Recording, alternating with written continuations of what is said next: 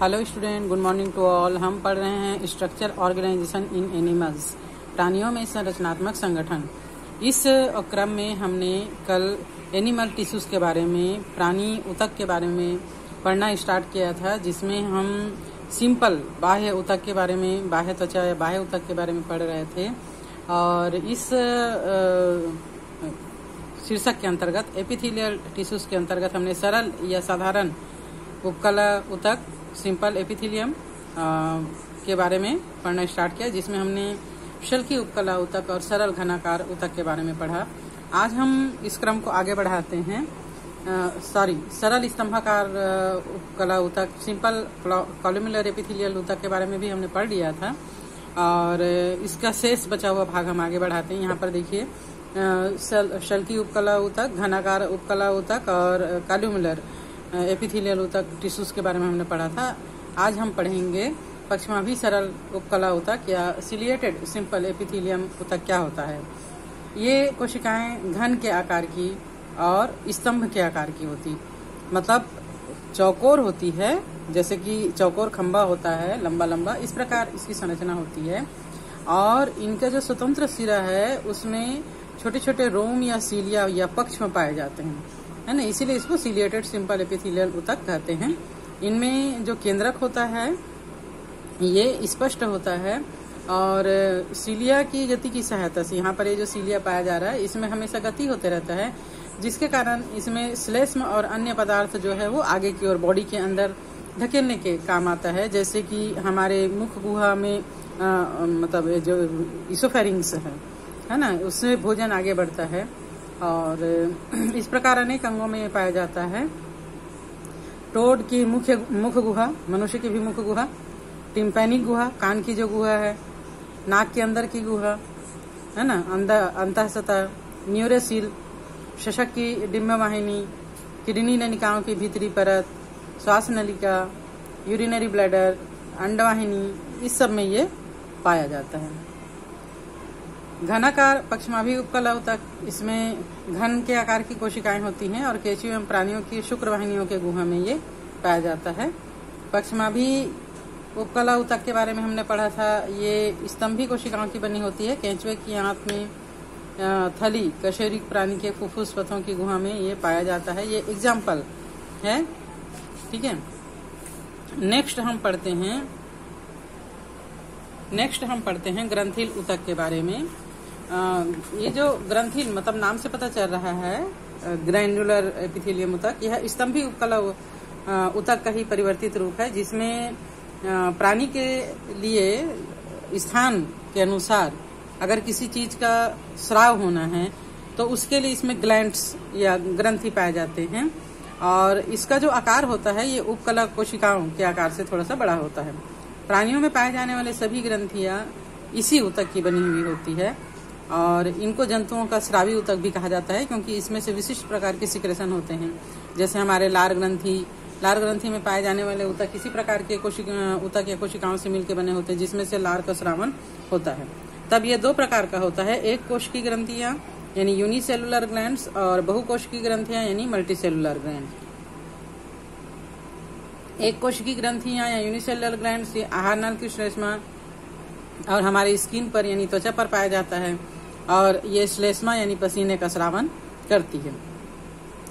दूसरा, बहुकोश की ग्रंथियां या मल्टीसेलुलर ग्लैंड्स, इनकी संरचना अनेक ग्रंथिल कोशिकाओं से मिलकर बना होता है, बहुत सारी कोशिकाएं मिलकर बनाती है। जैसे कि लार ग्रंथि है, इस ग्रंथि में प्रत्येक कोशिका एक प्रकार का स्राव, जैसे कि लार का, है ना, लार ग्रंथियों से लार का स्राव होता है। और ये वाहिनी युक्त ग्रंथि होती हैं, जो बहिस्रावी ग्रंथि यानी एक्सोक्राइन ग्लैंड, और वाहिनी रहित अगर ग्रंथि है तो अंतःस्रावी एंडोक्राइन ग्लैंड्स कहलाते हैं। बाह्य जो ग्रंथि है, एक्सोक्राइन ग्लैंड्स में पसीना, स्वीट ग्लैंड्स आ जाते हैं, और आपका अश्रु, आंखों से जो आंसू निकलता है उसके ग्लैंड्स हो जाता है। अंतःस्रावी ग्लैंड्स में डाइजेस्टिव सिस्टम में जो ग्लैंड्स पाए जाते हैं, ये ग्रंथियां आकार से नालाकार, मतलब नली के आकार का श्वेत ग्रंथियां होती हैं, और सरल कूप के आकार का, जैसे मेढक की त्वचा में पाया जाता है संयुक्त कूप के आकार का स्तन ग्रंथियां, मेमोरी ग्लैंड जो होती हैं, ये सब इसका उदाहरण है। स्रावी ग्रंथियों में स्राव के निष्कासन के आधार पर ग्रंथियों को 2 वर्गों में बांटा गया है। बहिस्रावी एक्सोक्राइन, ये अपने स्राव को वाहिनी में मुक्त करती है ना। ये जो है इन ग्लैंड्स में जो बनता है, जो भी पदार्थ बनता है उसको वाहिनी में मुक्त कर देता है और इनमें नलिका पाई जाती है। इन ग्रंथियों से श्लेष्मा, लार, कान का जो होता है ईयर वैक्स, तेल, ऑयल जैसे स्किन में निकलता है, दूध मेमोरी ग्लैंड्स के द्वारा, आमाशय के एंजाइम्स और अन्य कोशिका उत्पाद इसके द्वारा स्रावित किए जाते हैं। अंतः स्रावी ग्रंथियां एंडोक्राइन ग्लैंड्स, ये ग्रंथियां अपना स्राव सीधे रक्त में छोड़ देती है क्योंकि इनमें नलिका नहीं पाई जाती है। तब इन ग्रंथियों के स्राव को हार्मोन्स कहा जाता है, जैसे थायराइड ग्रंथि है, आपका पीयूष ग्रंथि है, ये सभी इसमें आते हैं। थर्ड है संयुक्त उपकला ऊतक, कंपाउंड एपिथेलियम टिश्यूज।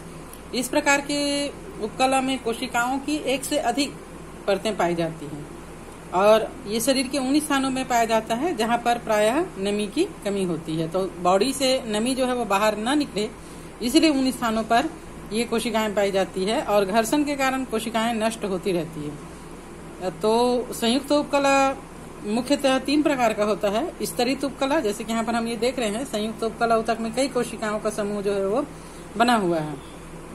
तो इसमें होता है स्तरित उपकला ऊतक यानी स्ट्रेटिफाइड एपिथेलियम, स्तरित घनाकार उपकला यानी स्ट्रेटिफाइड स्क्वैमोस एपिथेलियम ऊतक, स्तरित स्तंभाकार उपकला ऊतक, स्ट्रेटिफाइड कॉलमुलर एपिथेलियम टिश्यू इत्यादि पाए जाते हैं।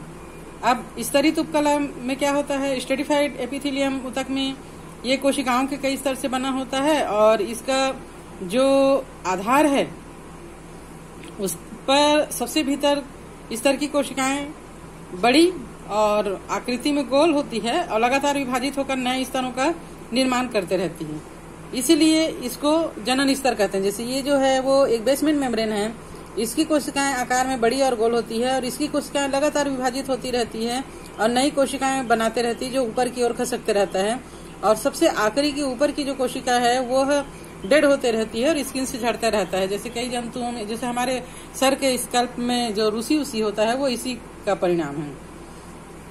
बाहर की ओर जाने के समय इनके जीवद्रव्य में कुछ रासायनिक परिवर्तन हो जाता है जिसके फलस्वरूप जीवद्रव्य में किरेटिन बन जाता है। इस क्रिया को किरेटिनीकरण यानी किरेटिनाइजेशन कहते हैं और इस प्रकार बाहर की कोशिकाओं में जीवद्रव्य का धीरे धीरे लोप हो जाता है यानी खत्म हो जाता है और वे डेड और शल्की हो जाते हैं।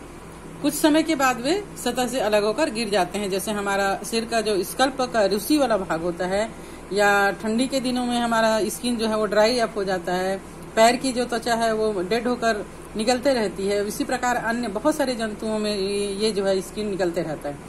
स्तरित उपकला त्वचा की अधिचर्म नासा गुहा में, मुख ग्रासन गुहिका में, ग्रास नली में, वेजाइना इत्यादि में पाया जाता है।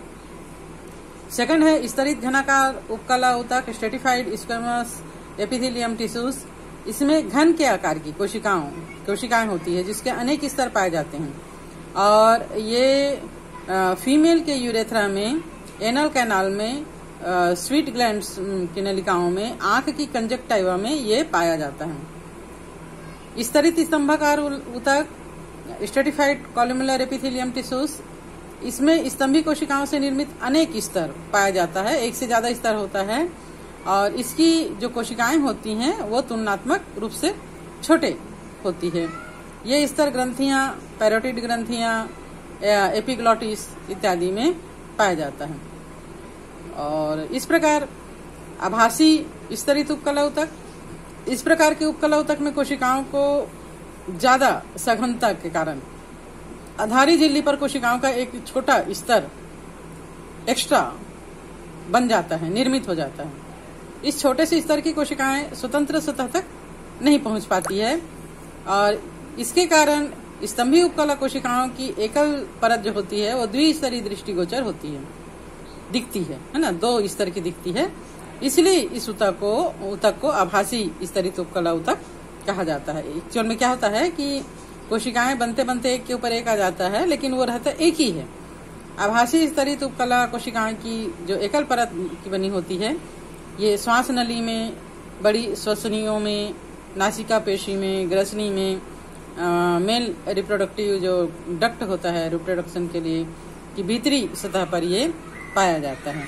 तो आज हम इतना ही पढ़ेंगे। नेक्स्ट चैप्टर में हम विशिष्ट उपकला ऊतक या स्पेशलाइज्ड एपिथेलियल टिश्यूज के बारे में पढ़ेंगे।